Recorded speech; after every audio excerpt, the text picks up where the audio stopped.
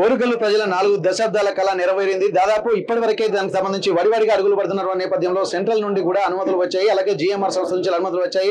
Airport authority of India కూడా సుముఖత వ్యక్తం చేసింది. ఈ నేపథ్యంలో వరంగల్ నగరంలో ఉన్నటువంటి స్థానికంగా చుట్టుపక్కల ఉన్నటువంటి ప్రజాప్రతినిధులు కూడా దాదాపు సంతోషం వ్యక్తం చేస్తున్నారు. దానికి సంబంధించినటువంటి ఏర్పాట్లు కూడా వడివడిగా జరుగుతున్నటువంటి నేపథ్యంలో ప్రస్తుతానికి ఇక్కడ వర్ధనపేట ఎమ్మెల్యే కేఆర్ నాగరాజు గారు మనతో ఉన్నారు. దానికి సంబంధించి ఎయిర్పోర్ట్ చిన్న ప్రధానం నుంచి కూడా వారు అక్కడే ఉన్నారు కాబట్టి అక్కడ జరుగుతున్నటువంటి కార్యకలాపాలపై కూడా ప్రత్యేక దృష్టి సారించారు వీరు.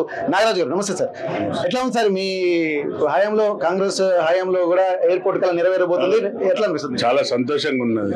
మా వాళ్ళందరూ మామూలు వాసులు, వీళ్ళందరూ చాలా సంతోషం వ్యక్తం పరుస్తున్నారు. ఎందుకంటే దశాబ్దాల కాలంగా ఉన్న ఈ యొక్క కళ నిజం కాబోతుంది. మన నిరుద్యోగ ఉద్యోగస్తులు కానివ్వండి, లేకుంటే ఇంకా ఉపాధి కోరుకునే వాళ్ళకు చాలా ఉపాధులు వస్తాయి. మన హైదరాబాద్ ఎయిర్పోర్ట్ తీసుకుంటే దాని చుట్టుపక్కల ఎంతమంది భూమి అప్లిఫ్ట్ అయింది, ల్యాండ్ వాల్యూస్ ఎంత పెరిగిపోయినాయి, అక్కడ షాపింగ్ కాంప్లెక్స్, మాల్స్ ఎట్లా వచ్చినాయో ఆ విధంగా ఈ యొక్క వరంగల్ నగరం కూడా చూడబోతాం.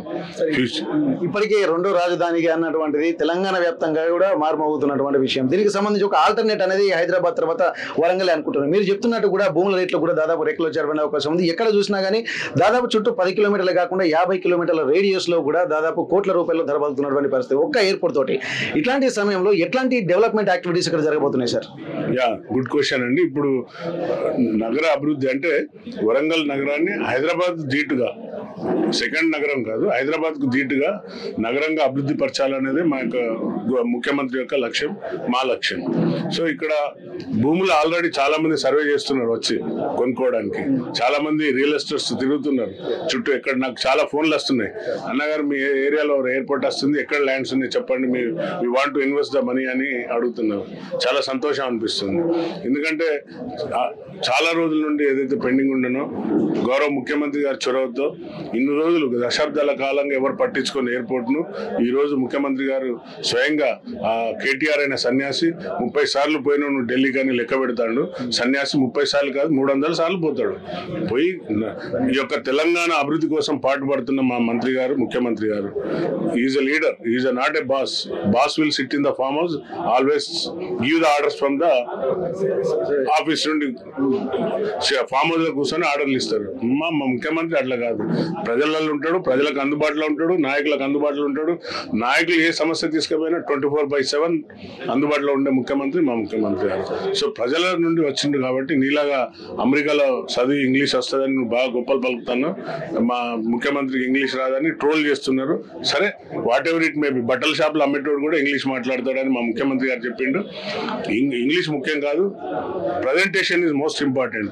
ఈ సరుకుని ఎంత కమ్మగలుగుతాం, ఈ సరుకు ఎంత వాల్యూ పెట్టగలుగుతాం, ఈ సరుకుని ఎంత ఎక్కువ ప్రొడక్ట్ని ఎంత అమ్మగలిగితే అంత నాలెడ్జ్ ఉన్నవాడు అతను నాయకుడు, చదువుకున్నవాడు. అంతేగాని 4 ముక్కలు ఇంగ్లీష్లో మాట్లాడి సూట్ బూట్ వేసుకున్నాడు నాయకుడు కాదు.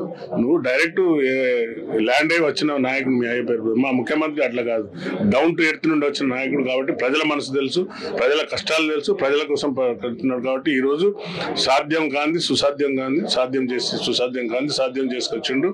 ఏవియేషన్ మినిస్టర్తో మాట్లాడిండు పలుమార్లు, అలాగే జిఎంఆర్ తో మాట్లాడి 150 కిలోమీటర్ల ఫ్లయింగ్ జోన్ ను కూడా రిక్వెస్ట్ చేసి తీసుకొని రావడం జరిగింది. రాగానే 205 కోట్లు కూడా మనకు మీకు తెలుసు ఇవ్వడం, భూసేకరణకు ఇవ్వడం జరిగింది జీవో. అధికారులందరూ కష్టపడుతున్నారు. అదేవిధంగా మేము పలుమార్లు సురేఖమ్మ గారు, నేను, ప్రకాష్ రెడ్డి సార్ అందరం కూడా, కడియం కావ్య గారు రైతులతో మాట్లాడినాం, ఒప్పించే ప్రయత్నం చేస్తున్నాం. రైతులకు ఎలాంటి అన్యాయం జరగదు, 100% వాళ్ళు సానుకూలంగా ఉన్నారు. సార్ ఇక్కడ మనకు చూసినట్టయితే ఇంటర్నేషనల్ ఎయిర్పోర్ట్ మనకు పక్కన హైదరాబాద్ లోనే ఉంది, దానికి ఆల్టర్నేట్ గా అని చెప్పి అంటున్నారు. ఇక్కడ చూసినట్టయితే మనకు ఎట్లాంటి ఇప్పుడు బోయింగ్ ప్లస్ కొన్ని కార్గోస్ కూడా రావాల్సిన, ఎందుకంటే వ్యాపార వాణిజ్య సముదాయాలు కూడా పెరగాలి, ఇన్ఫ్రాస్ట్రక్చర్ డెవలప్ అయితేనే మనకు వ్యాపార అభివృద్ధి జరుగుతుంది అన్నటువంటి ఒక కాన్సెప్ట్ మెయిన్ తీసుకున్నాం. అందులో భాగంగానే రవాణా మార్గంలో భాగంగా ఈ వాయు మార్గం అనేది కూడా ప్రాధాన్యత సంతరించుకుంది. ఎట్లాంటి విమానాలు ఇక్కడికి మొదలు కాబోతున్నాయి ఇక్కడ? 100% మనకు బోయింగ్ స్టార్ట్ అయితే ఇక్కడ ఇంటర్నేషనల్ ఫ్లైట్ రాకపోవచ్చు, but cargos and Boeings are very అంటే అనుకూలంగా ఉన్నది.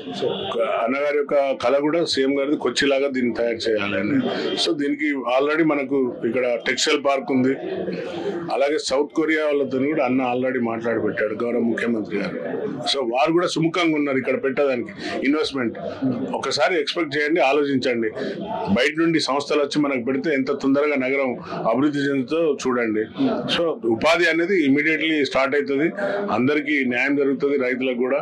తప్పనిసరిగా గతంలో ప్రభుత్వం ఉన్నప్పుడు అది రన్వే ఉండే, వాయుదూత్ నడిచింది, కానీ అప్పుడున్న పరిస్థితుల వల్ల అది మూతపడ్డది, వాయుదూత్ నడవలే.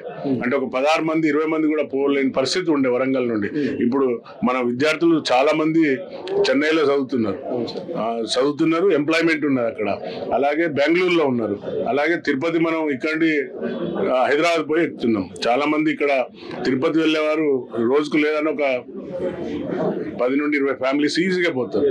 సో దట్ ఈస్ మోస్ట్ చాలా మనకు సంతోషం. తిరుపతి దర్శనానికి వెళ్ళడం అంటే ఎయిర్లో పోవడం చాలా హ్యాపీగా ఉంటుంది. ఇంకోటి ఇంపార్టెంట్ ఏంటంటే అప్పుడు గతంలో మనకు లేక మొన్న కూడా ఒక యువ సైంటిస్ట్ వరదలో చనిపోయింది, ఎయిర్పోర్ట్ పోతూ. ఎంతోమంది యాక్సిడెంట్ అయి చనిపోయిండ్రు, స్టేట్స్ నుండి వస్తూ పోతూ యాక్సిడెంట్ అయి చనిపోయిండ్రు. ఆ పరిస్థితి లేకుండా మన దగ్గర ఎయిర్పోర్ట్ వస్తున్నదంటే అందరూ హర్షించదగ్గది. సార్ ఒకటి పర్యావరణంగానే అంటే ఒక ఓన్లీ ఇక్కడ వ్యాపార పరంగానే కాకుండా ఇప్పుడు వ్యాపారంగానేమో వడివడిగా అడుగులు వేయాల్సి వస్తుంది. కానీ దానికంటే ముందు మనకున్నటువంటి న్యాచురల్ ఎన్వైరన్మెంట్ ఏంటంటే పర్యాటక రంగం.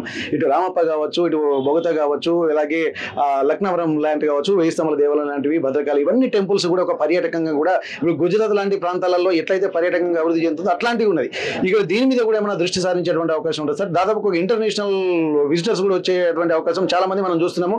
ఫారెన్ మినిస్టర్స్ కూడా దాదాపు వచ్చి వెళ్తున్నటువంటి సందర్భాలు చూస్తున్నాం. దీనికి సంబంధించి ప్రత్యేక ప్రణాళికలు ఏమైనా చేస్తున్నారు సార్? ఎస్, గుడ్ క్వశ్చన్ అండి. తప్పనిసరిగా ముఖ్యమంత్రి గారు అదే యాంగిల్లో ఆలోచిస్తున్నారు. మీరు ఏదైతే చెప్పిండ్రో, ఏదైతే అడిగినరో, దీన్ని పర్యాటక కేంద్రం కూడా. ఎందుకంటే మనకు కాకతీయ డైనాసిస్ కట్టిన చాలా మంచి చక్కడాల సంపద ఉంది.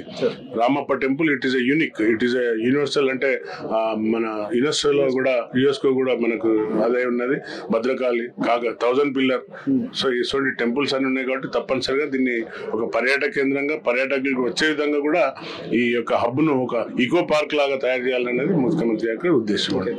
ఇక్కడ వరంగల్ కి సంబంధించి ప్రత్యేకమైనటువంటి ఒక కార్యక్రమాలు అయితే శ్రీకారం చుడుతుంది. ఎందుకంటే పర్యాటక రంగం కూడా ఎంతో ప్రసిద్ధిగాంచినటువంటి ఉమ్మడి వరంగల్ జిల్లా కూడా ఇక్కడ ఎయిర్పోర్ట్ ఇక్కడ నిర్మాణంతో కూడా అనేక అద్భుతమైనటువంటి డెవలప్మెంట్ యాక్టివిటీస్ కి నాంది పలుకుతుందని చెప్పి అంటున్నారు. ఇక్కడ దాదాపు పర్యాటకంతో పాటు ఇక్కడ ఉన్నటువంటి పార్కులు కూడా, ఐటీ టెక్స్టైల్ పార్క్ లాంటివి కూడా ఇక్కడ వస్తున్నటువంటి అవకాశం ఉంటుంది. దానికి సంబంధించి కూడా హైదరాబాద్ కు ధీటుగా ఒక ఆల్టర్నేట్ గా కూడా ఇక్కడ వరంగల్ నగరం కూడా ఉండబోతుంది అన్నట్టు ధీమా వ్యక్తం చేస్తున్నారు. దానికి సంబంధించి కూడా ప్రత్యేకమైనటువంటి ఒక దృష్టి మాత్రం వరంగల్ నగరంపై కేటాయించడం జరుగుతుంది. దానికి సంబంధించి కాంగ్రెస్ ప్రభుత్వమే మొత్తం ఇనిషియేషన్ తీసుకుంటున్నటువంటి సందర్భాన్ని కూడా ఇక్కడ కాంగ్రెస్ నేతలు వ్యక్తం చేస్తున్నటువంటి పరిస్థితి. హనుమకొండ కాంగ్రెస్ భవన్ నుండి కెమెరా పర్సన్ భిక్షపతితో వెంకటరత్నం, RTV వరంగల్. మరిన్ని వీడియోస్ కోసం ఛానల్ ని సబ్స్క్రైబ్ చేయండి. లేటెస్ట్ అప్డేట్స్ కోసం వాట్సాప్ ఛానల్ ని ఫాలో అవ్వండి. ఆ లింక్ డిస్క్రిప్షన్ లో ఉంది.